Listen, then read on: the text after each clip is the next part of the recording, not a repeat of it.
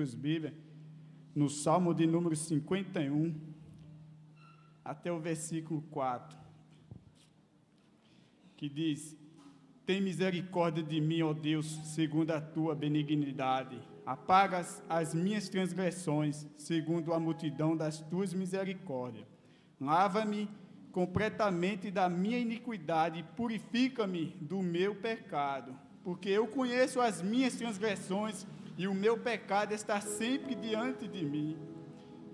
Contra ti somente pequei e fiz o que a teus olhos é mal, para que seja justificado quando falares e puro quando julgares.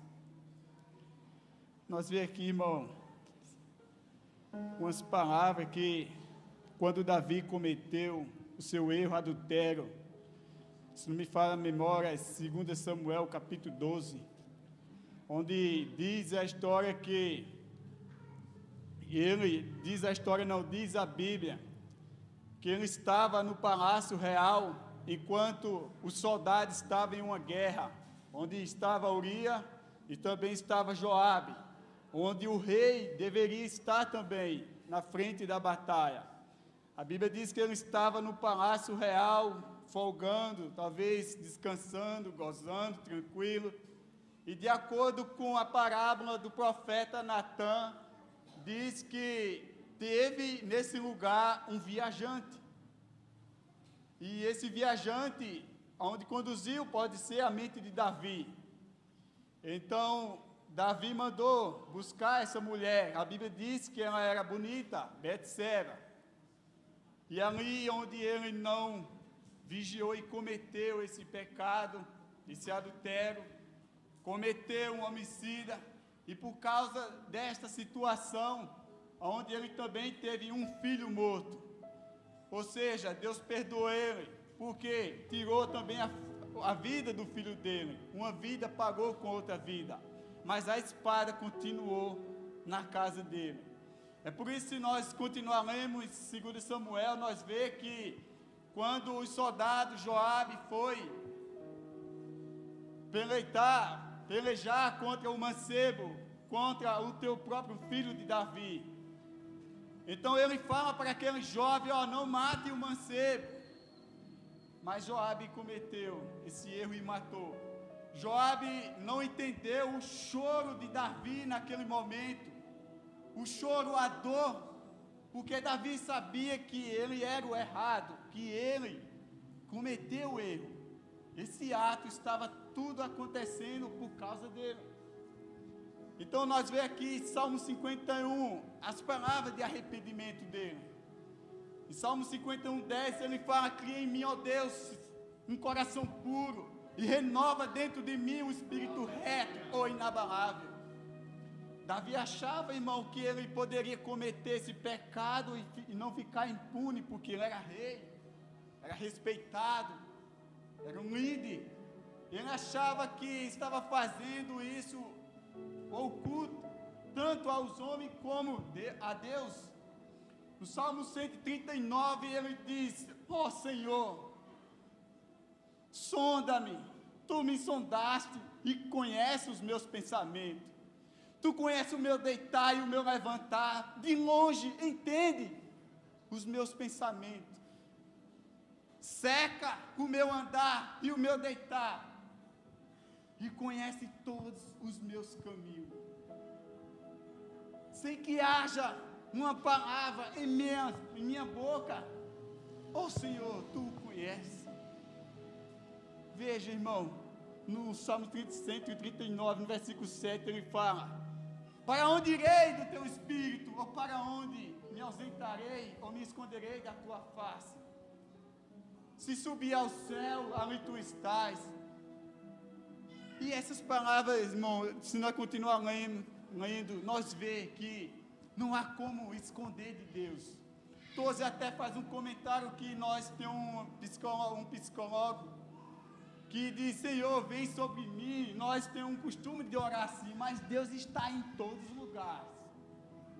Davi agora entende, irmão, que não tem como se esconder de Deus, não tem como fazer alguma coisa sem que Deus o veja.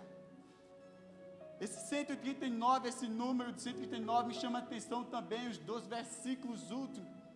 Quando ele agora, ele entende, parece que ele entende, tem a plena certeza que não tem como fazer nada escondido de Deus. Os 2 versículos últimos ele fala: sonda-me, ó Deus, e conhece o meu coração.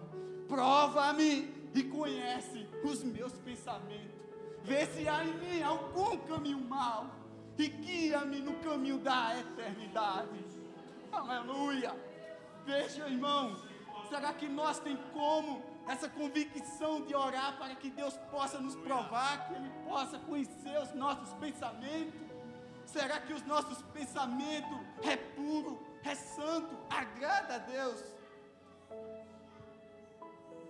O pastor explicou para nós na teologia, e eu concordo, que quando Adão pecou, e Deus foi lá tratar com ele, e ele falou: foi a mulher que você me deu.